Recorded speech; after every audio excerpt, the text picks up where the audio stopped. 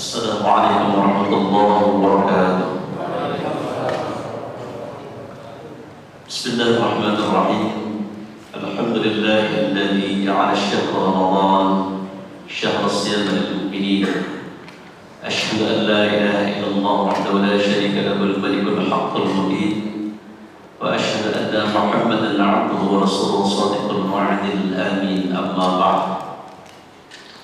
Ibu bapak jemaah salat Isya dan tarawih yang dimuliakan oleh Allah, bersyukur kepada Allah hingga sampai hari ini kita masuk ke malam 25 Ramadan, kembali diizinkan oleh Allah untuk menikmati Isya'nya. Dari doa mudah-mudahan seluruh rangkaian ibadah kita terkhusus sepanjang Ramadan hingga malam ini semoga baik yang wajib maupun yang sunnah diterima oleh Allah Subhanahu wa taala. Salawat dan salam kita sampaikan semoga tetap tercurah dipakai kepada kita baginda Rasulullah Muhammad sallallahu alaihi wasallam, keluarga, sahabatnya dan seluruh pengikutnya yang tetap istiqamah, tetap setia kepada jalan besar-besarnya. Apa kabar ibu bapak, sehat semuanya? Masih puasa? Hah? Jangan terlalu sore malam. Enggak boleh juga terus soleh-solehah ya. Oke, yang penting gembira. Bahagia gembira itu bagian dari perintah Allah. Saya ulang. Bahagia gembira itu bagian dari perintah Allah yang tidak terpisahkan dengan sujud kita. Yunus 58 Allah tegaskan, A'udzubillahi minasyaitonir rajim. Qul bi fadlillahi wa bi rahmatihi fabidzalika falyafrahu huwa khairun mimma yajma'un. Katakanlah ya Muhammad, dengan karuniaku dan dengan rahmatku maka bergembiralah. Jadi Allah yang nyuruh kita senang. Berarti kalau bapak ibu penampilannya nggak nyenengin, Allah juga nggak suka. Orang yang penampilannya nyenengin disenengin sama Gusti Allah. Yang tidak nyenenginnya nggak suka oleh Allah. Bahkan gembira kita saat kita merasakan karunia Allah dan rahmatnya, kata Allah di ujung ayat ini, huwa khairum mimma yajma'un. Senang kita atas karunia Allah dan rahmatnya harus lebih tinggi dibandingkan dengan kebahagiaan kita saat kita diberikan nikmat materi yang berhasil bapak ibu kumpulkan. Huwa khairum mimma yajma'un, itu lebih baik dari apa yang bapak ibu sanggup kumpulkan. Sanggup kumpulin duit yang banyak ini sampai 349 triliun, keren kan? Tambah lagi 189 triliun, kan keren. Gak tahu duit siapa yang belum, yang bilang Menko Polhukam, bingung semua sampai di sini. Bagus juga, gembira bisa ngumpulin duit, bisa membangun rumah yang bagus, punya kendaraan mewah, boleh senang. Tapi Allah bilang kecintaan, kebahagiaan, kegembiraan kita kalau bapak ibu masih bisa bersujud kepada Allah, itu harus lebih tinggi nilainya dibandingkan dengan kesenangan-kesenangan dunia tadi. Apa alasannya? Sujud inilah yang bisa kita tukar dengan surga bapak ibu. Yang bisa ditukarkan dengan surga itu sujud kita. Maka perintah Allah adalah wasjud waqtari, sujudlah kalian untuk dekat denganku. Nah ini kita bangun dulu kegembiraan kesenangan, sampai kemudian di antara kegembiraan kesenangan yang harus kita sambut adalah ini materi yang disuruh kepada saya menyampaikan, itikaf dan perubahan. Kebahagiaan akan Ramadan yang Allah anugerahkan kepada kita, kegembiraan akan Ramadan yang Allah berikan kepada kita harus melahirkan sikap. Bagaimana gembiranya kita? Kalau Nabi Muhammad dan para sahabat, para ulama gembira, maka kita harus gembira. Kenapa? Yang pertama kali harus kenapa harus gembira adalah karena bapak ibu saya dikhususkan oleh Allah,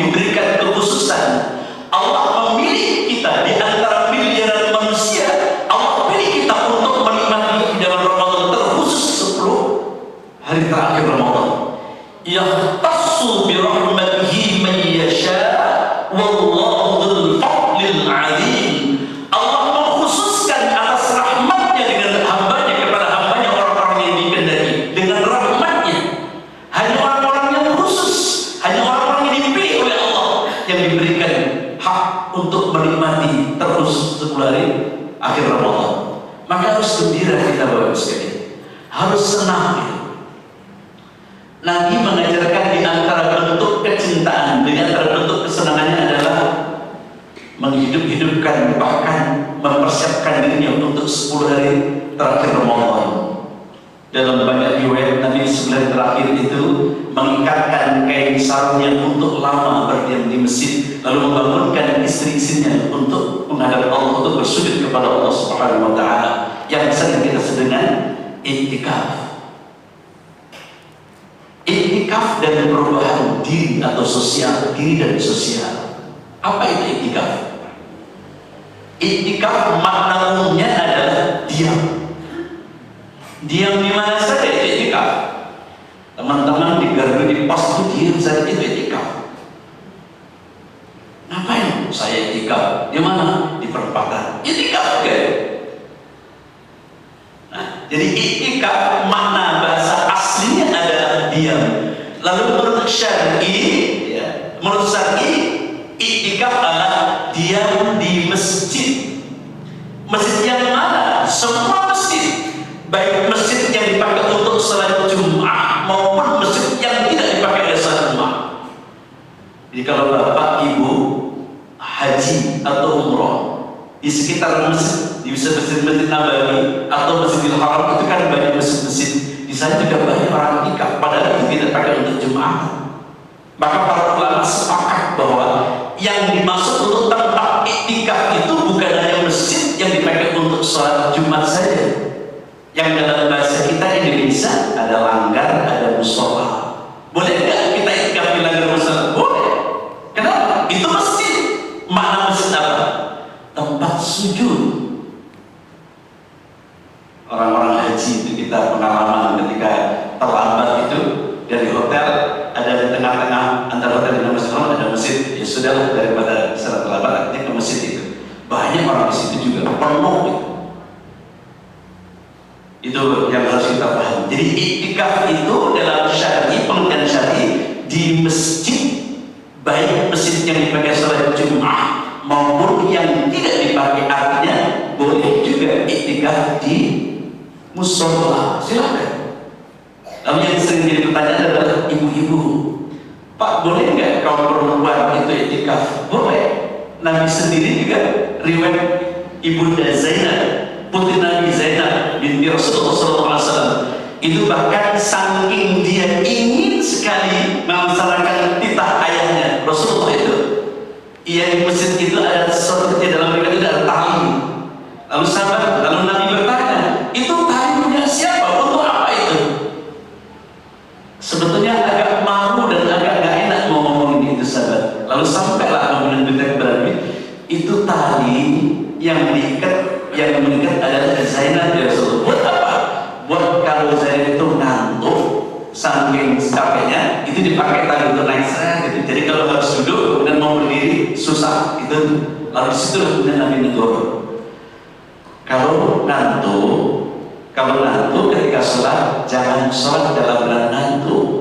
Gak boleh. Kalau kita sedang ngantuk luar biasa, suruh tidur setelah kemudian buka baru sholat. Jangan sholat dalam keadaan kantuk. Itu riwayatnya Zainab binti Rasulullah SAW salah satunya. Ketika Zainab itu di masjid, ya menggelar tali dan ujung sama ujung, lalu dipakai untuk gelantungan untuk dari duduk ke berdiri itu. Jadi perempuan boleh dengan 3 syarat dulu. Ya sekali lagi, perempuan boleh iktikaf di masjid atau di musola dengan 3 syarat. 1, tidak ada kewajiban syar'i di rumah, misalnya bayi atau suami sedang sakit. Ada perempuan yang suaminya sedang sakit yang butuh perawatan, iktikafnya di rumah.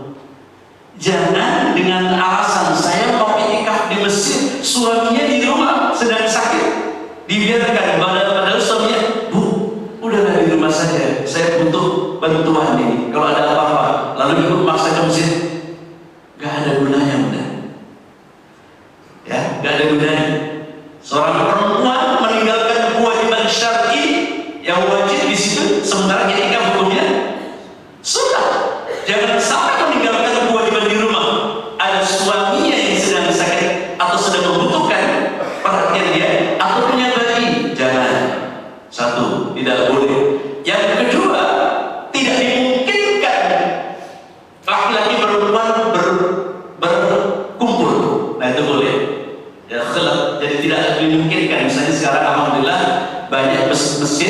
lagi di ibu kota sudah terpisahkan, perempuan punya tempat sendiri, laki-laki punya tersendiri.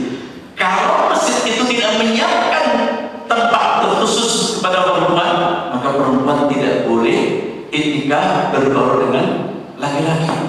Dua. Yang ketiga, saat perempuan boleh iktikaf adalah perjalanannya menuju rumah ke masjid tidak ada yang membahayakan, tidak ada gangguan. Ya, tidak ada gangguan misalnya membahayakan dirinya, nyawanya, atau maaf diganggu oleh laki-laki yang tidak baik misalnya.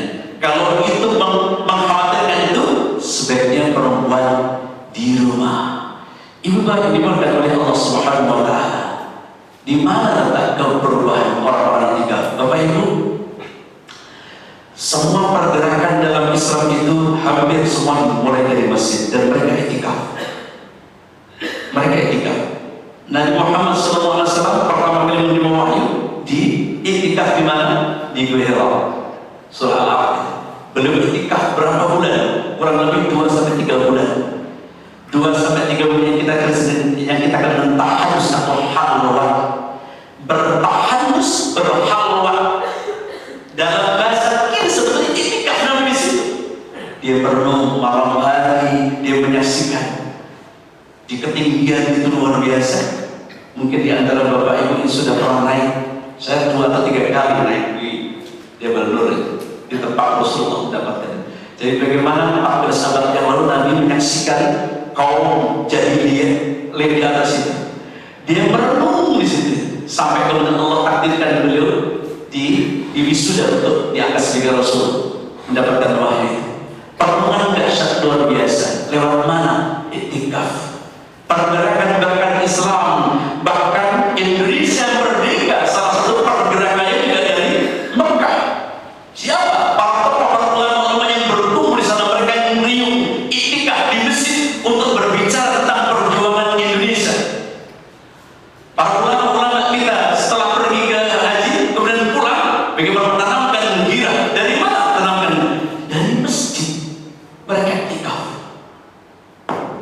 Dalam konteks kekinian, maka iktikaf harus melahirkan perubahan. Apa perubahan yang kita sebut? Dalam bahasa saya, harus menjadi orang yang cerdas. Mungkin hampir mirip dengan ketika kita haji dalam Arafah. Kan mirip saja, Arafah itu mengenali diri. Iktikaf berdiam diri di masjid untuk berzikir kepada Allah, untuk mendekatkan diri kepada Allah Subhanahu wa taala, lalu melahirkan sebuah perubahan dahsyat dalam diri. Perubahan dahsyat ini maksud apa? Kecerdasan intelektual dan juga kecerdasan virtual yang juga akan melahirkan kecerdasan sosial dan emosional. Dan itu kemudian lahir sosok seperti Umar bin Khattab. Suatu ketika sebagai penutup, Umar bin Khattab dengan para sahabatnya kurang lebih ada 10 orang. Hadis ini diriwayatkan oleh Ibnu Hibban. Datang kepada Nabi lalu bertanya, Man a'yasun nas wa karamahun nas ya Rasulullah. Siapa orang yang paling cerdas dan yang paling mulia di antara manusia ya Rasulullah? Nabi menjawab pertanyaan ini dalam 2 riwayat. Riwayat ini Nabi mengatakan, A'yasun nas wa karamahun nas aktaruhum dzikrul maut wa yashudduhum isti'dadallah. Itu jawaban Nabi dalam riwayat Ibnu Hibban. Orang yang paling cerdas, orang yang paling mulia di antara manusia adalah orang yang paling banyak ingat mati. Lalu wa yashudduhum isti'dadallah. Lalu dengan sungguh-sungguh, dengan segala kekuatan mempersiapkan dirinya untuk hari kematian itu. Lahir dari mana pemikiran itu? Iktikaf, Bapak Ibu sekalian. Di mana kita iktikaf ada muhasabah dan perubahan. Menjadi orang yang cerdas. Jadi orang yang cerdas adalah orang yang banyak ingat mati, lalu maksimal ia berusaha untuk mengisi waktu-waktunya untuk mempersiapkan isti'dad, mempersiapkan diri bahwa hidupku bukan hanya di dunia, tapi akan berlanjut ke kubur sampai akhirat.